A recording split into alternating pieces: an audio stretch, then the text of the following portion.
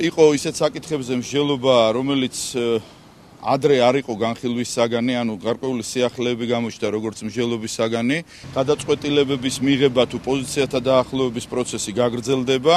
ჩვენ არაერთხელ გვითქვამს, რომ ჩვენ ამ ფორმატს არ უყურებთ უბრალოდ როგორც ვალის მოხდის ფორმატს, ან როგორც მონაწილეობა მონაწილეობისათვის, არამედ ჩვენი მონაწილეობა აქ არის შედეგზე ორიენტირებული.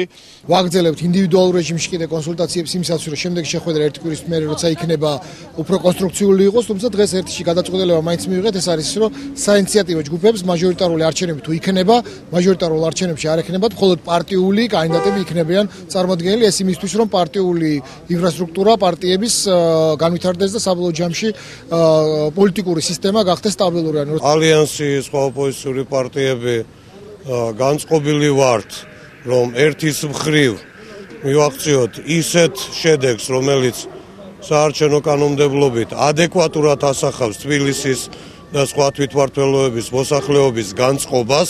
ყველა საკითხთან დაკავშირებით ერთდროულად გადაწყვეტილების მიღება შეუძლებელია. ჩვენ გვინდა რომ გარკვეული შეთანხმებები იყოს ნებისმიერ თემაზე, რომელიც წამოწეული არის ამ შეხვედრების დროს.